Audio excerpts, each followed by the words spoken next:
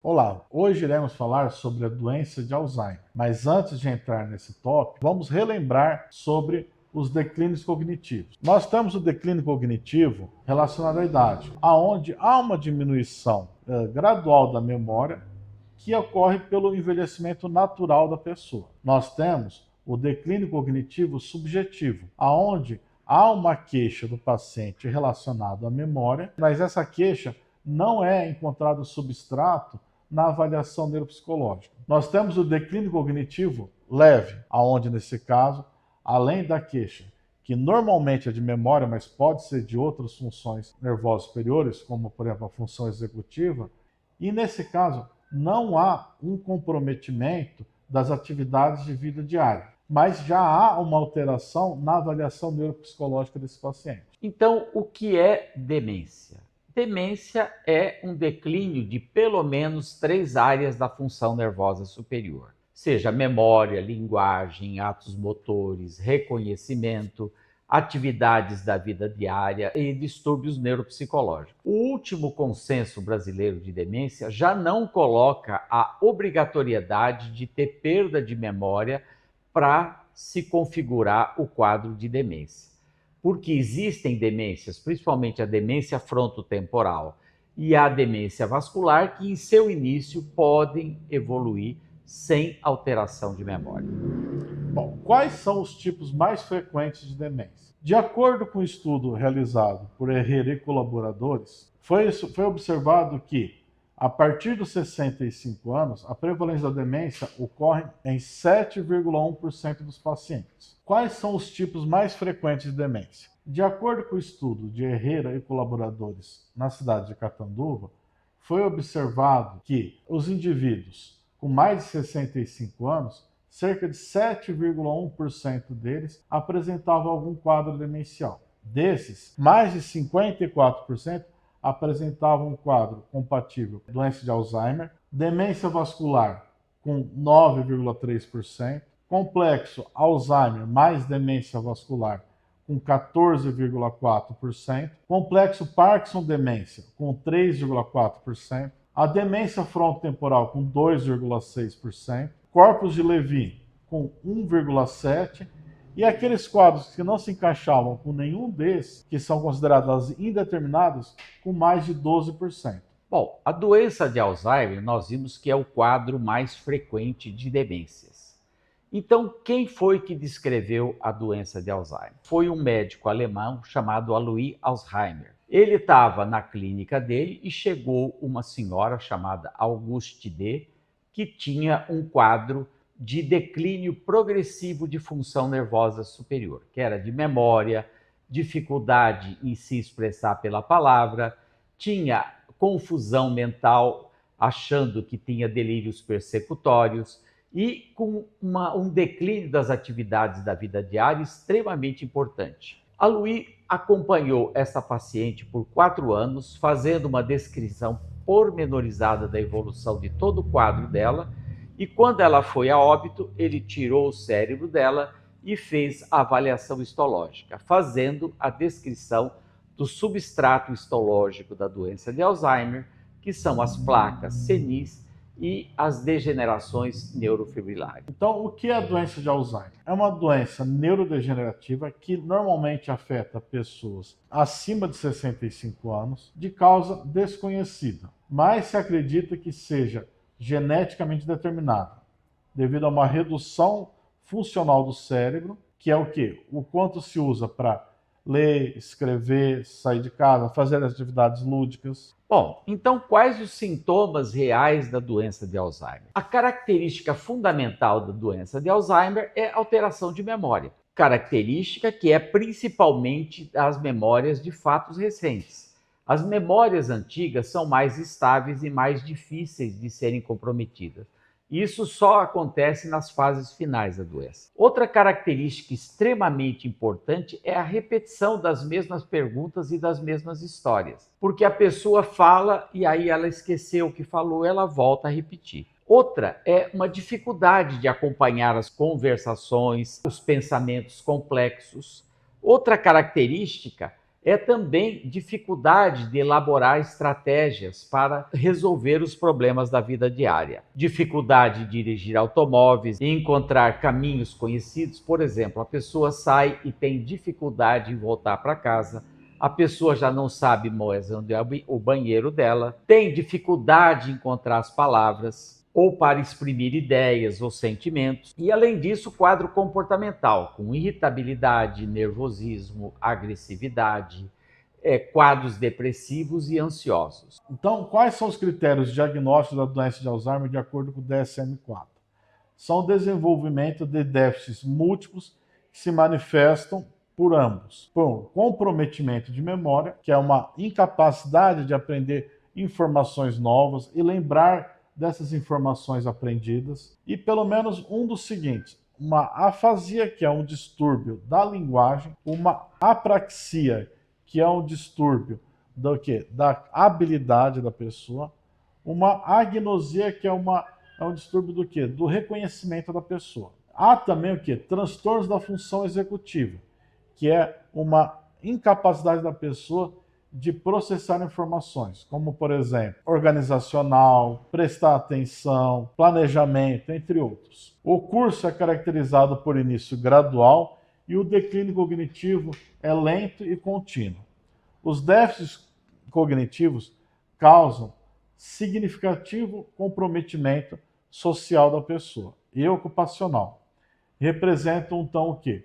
Um declínio significativo no nível de funcionamento anterior à doença. Os déficits cognitivos não se devem a nenhuma outra doença ou uso de drogas. Os déficits não ocorrem em associação com delírio, que é o que? É um distúrbio agudo transitório, geralmente reversível, aonde a pessoa tem uma flutuação da atenção, da cognição e do seu nível de consciência. Os déficits não podem ser explicados por outros transtornos psiquiátricos. Existe um outro critério diagnóstico que é internacionalmente conhecido, que é o NINDS-ADRDA.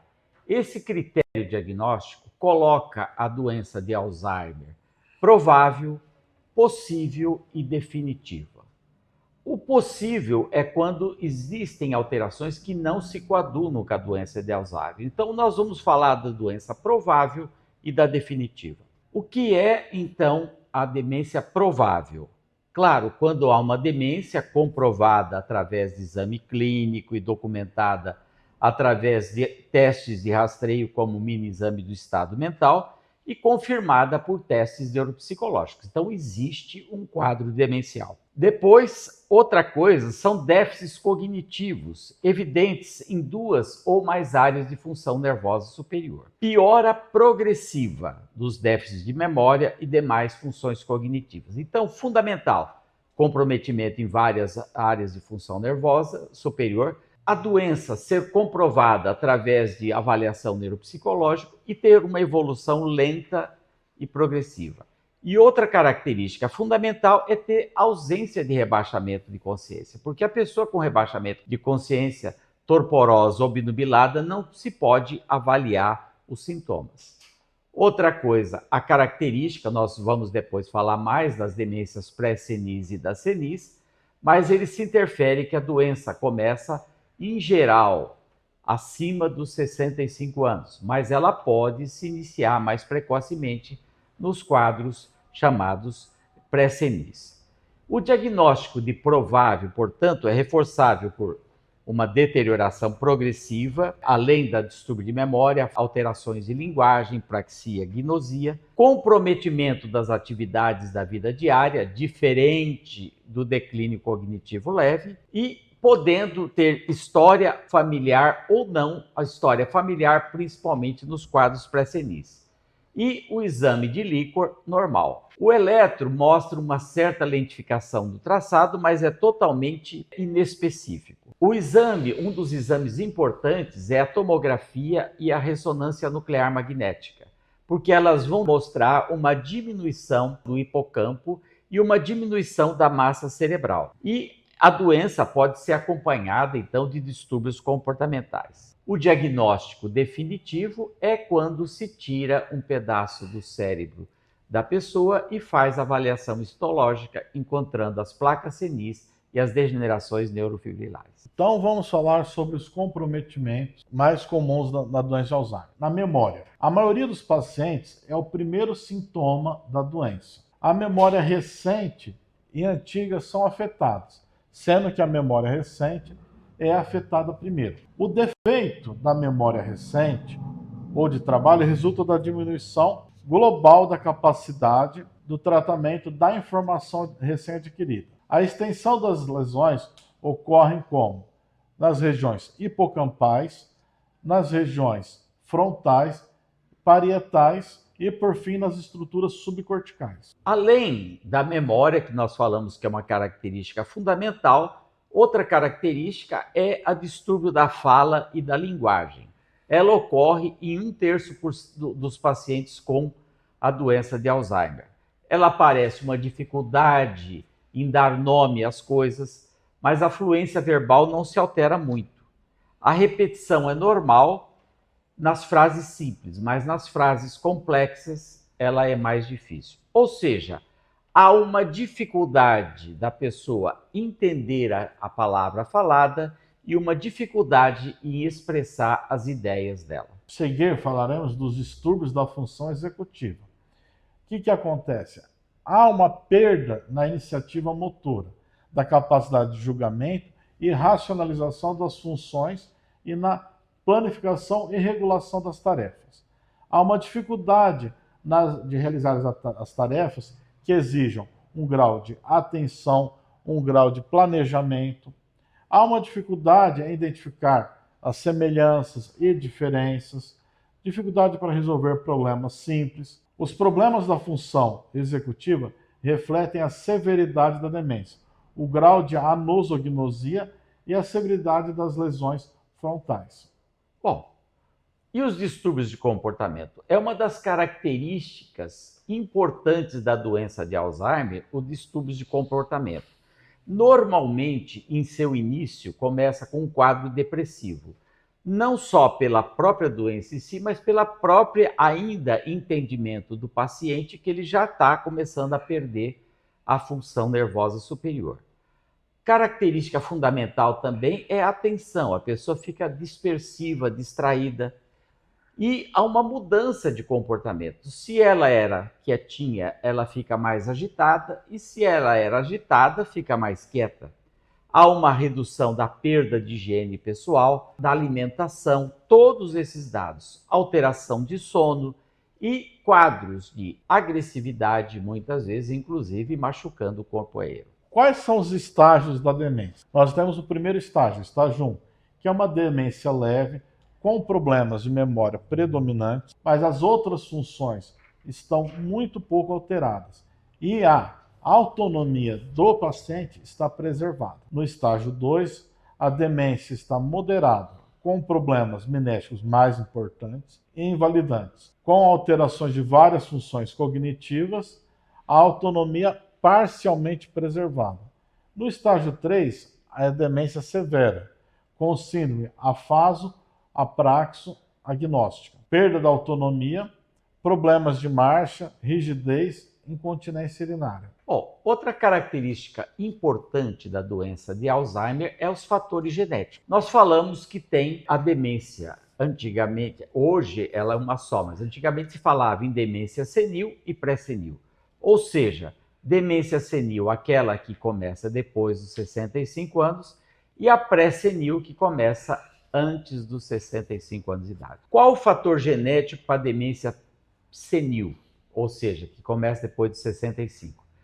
É um genótipo da polipoproteína E, com alelo E4, E4. O alelo E4, E4, quem tem esse alelo tem uma chance muito maior de ter a doença de Alzheimer, senil. E o alelo E2, E2 seria o protetivo. Isso é fácil de fazer na vida diária, esse exame. E as demências pré-senis? Já está relacionado a pré-senilina 1, que está no cromossoma 14, a pré-senilina 2, que está no cromossoma 1. Esses dois são fatores que podem desenvolver uma doença de Alzheimer precoce, e isso é familiar. E para terminar, também temos a síndrome de Down. A síndrome de Down, que é uma alteração no cromossoma 21, também precipita uma demência mais precoce. Então, quais são os fatores de risco e quais são os fatores protetores para a doença de Alzheimer? A idade é o principal fator predisponente para a doença de Alzheimer. O maior número de Alzheimer em mulheres se deve às mulheres, principalmente antigamente, terem uma menor escolaridade e também ao fato delas terem uma vida mais longeva que os homens. Quanto menor a escolaridade, então, maior o risco, maior a prevalência de demência. Como é feito o diagnóstico da doença de Alzheimer? O diagnóstico da doença de Alzheimer é um diagnóstico, como nós falamos, clínico. Não existe ainda nenhum fator que possa dar um diagnóstico de certeza. Nós vamos falar que tem algumas coisas no futuro que podem mostrar que a pessoa vai desenvolver doença de Alzheimer. Mas o diagnóstico da doença de Alzheimer se baseia na evolução clínica, que é uma doença lenta e progressiva, que começa com alteração de memória, depois vai comprometendo outras áreas de função nervosa superior. E avaliação neuropsicológica mostrando um declínio importante. Os exames de tomo e ressonância, principalmente os sequenciais, mostram que vai havendo uma atrofia progressiva do hipocampo. Mas o diagnóstico de certeza definitivo, como nós falamos, é a microscopia, onde se encontra, tirando um tecido do cérebro, se examinando e encontrando as placas senis e as degenerações neurofibrilares. Quais são os substratos da doença? Na substância cinzenta, ou seja, no córtex cerebral desses pacientes com doença de Alzheimer, se abundam o quê? Complexos e depósitos de substâncias amiloides chamados de placas amiloides, que é determinado pela proteína beta-amiloide. Os depósitos amiloides, eles atingem quase a totalidade do córtex cerebral, mais nas camadas neocorticais, ou seja, as camadas mais novas do cérebro, e nas regiões hipocampais, e levando o quê? A uma morte neuronal. Degenerações neurofibrilares impedem o quê? A nutrição das células nervosas, que por sua vez vai levar a essas mortes neuronais. Outra coisa bastante importante na doença de Alzheimer é as alterações que ocorrem no sistema colinérgico. Nós sabemos que a acetilcolina é um mediador da atenção seletiva e é um mediador também do comportamento. Existe um núcleo do cérebro chamado núcleo basal de Meynert que produz muita acetilcolina. O que acontece na doença de Alzheimer é que progressivamente vai se destruindo esse núcleo e vai se reduzindo a acetilcolina no cérebro. Os tratamentos atuais, basicamente, se restringem a medicamentos que aumentam a acetilcolina no cérebro. Vamos falar sobre as imagens por tomografia e pela ressonância magnética. O objetivo dessas imagens é o quê? É excluir outras causas de demência. No caso, vai ocorrer o quê? Uma atrofia por perda da substância cinzenta cortical. Há uma dilatação ventricular compensatória pela essa perda de massa, que vai progredir com a doença. Uma microangiopatia, que é uma rarefação da substância branca periventricular, que ocorre em 30 a 50% dos casos de pacientes com doença de Alzheimer. A ressonância, ela é usada para quantificar a atrofia do hipocampo. Então são ressonâncias, às vezes, sequenciais e de outras estruturas do lobo temporal. Bom, vamos falar então. Qual a importância desses exames? A tomografia ou a ressonância faz o diagnóstico da doença de Alzheimer? Não. Essa tomografia e a ressonância vão mostrar uma atrofia cerebral e uma atrofia do hipocampo. É isso que vão mostrar. Mais característico do que isso é você fazer ressonâncias sequenciais, quer dizer, cada mês fazer uma e você vai vendo se vai progredindo a atrofia do hipocampo. Se for progredindo, é um dos substratos anatômicos da doença de Alzheimer. Outra coisa hoje moderna é o PET com PIB. Nós vimos que deposita beta-amiloide. Hoje tem um exame chamado PET scan, que é imagem funcional, em que você usa o agente de Pittsburgh, que ele pega e se deposita onde existe placa amiloide. Então, uma das características da doença de Alzheimer é esse PET com PIB mostrar um depósito grande de beta-amiloide no cérebro. Você também tem o SPECT. O SPECT é um exame que é de foto único que também dá para ter uma ideia do metabolismo cerebral. Então, importante para o diagnóstico mais específico da doença é essa imagem funcional, essa tomografia ou ressonância sequencial e hoje tem mais um dado. Você tirar o líquor da espinha e dosar o beta-amiloide e a proteína tal.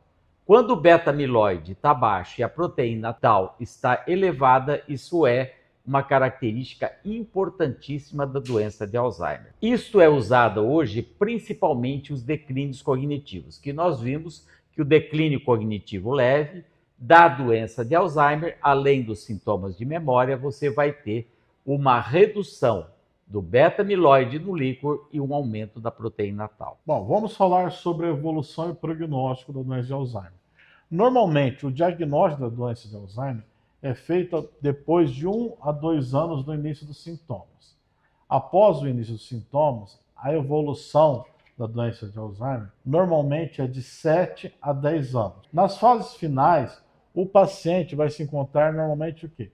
Restrito ao leito. A causa de óbito, nesse caso, não é devido à doença de Alzheimer, mas sim às complicações que são geradas pelo fato do paciente ficar acamado, pela sua dificuldade de deglutição, pelas infecções, os ferimentos que são feitos pela posição dele deitado, que são as úlceras, ou seja, as escaras de decúbito, por traumatismo, entre outros. E o tratamento não farmacológico? Existe tratamento farmacológico que retarda a evolução, mas não para a doença.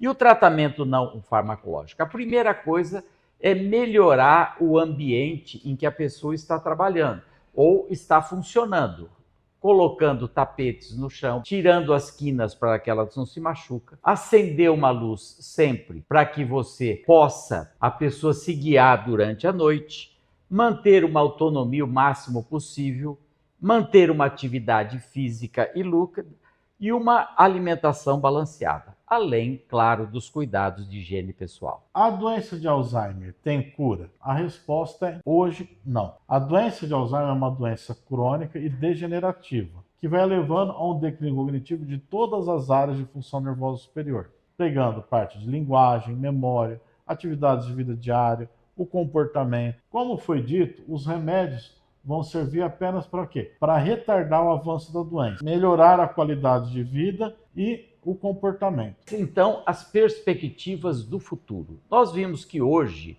os tratamentos que a gente tem basicamente retardam, mas não param a evolução. Então, como fazer para parar a doença do futuro? Bom, se estão pesquisando, nós falamos que é causada por duas coisas básicas, que é o beta-amiloide, que faz as placas senis, e as degenerações neurofibrilares. Então, hoje está se fazendo vacinas contra o beta-amiloide e a proteína tal, que é das degenerações neurofibrilares. Apesar de isso ter um bom resultado em animais, os resultados em humanos não são tão bons, mas mesmo assim continua se trabalhando dentro dessa área. Bom, o que podemos fazer para evitar ou retardar a evolução da doença? Podemos ter o quê? Um envelhecimento saudável, reduzindo os fatores de risco, assim, evitando o alcoolismo, o tabagismo, o diabetes, a pressão alta, uma atividade física, uma atividade intelectiva, atividade lúdica e uma boa alimentação. Espero que tenham gostado. Deem seu like, sigam a gente, fale para os seus amigos e a próxima aula será sobre outros tipos de demência. Até lá!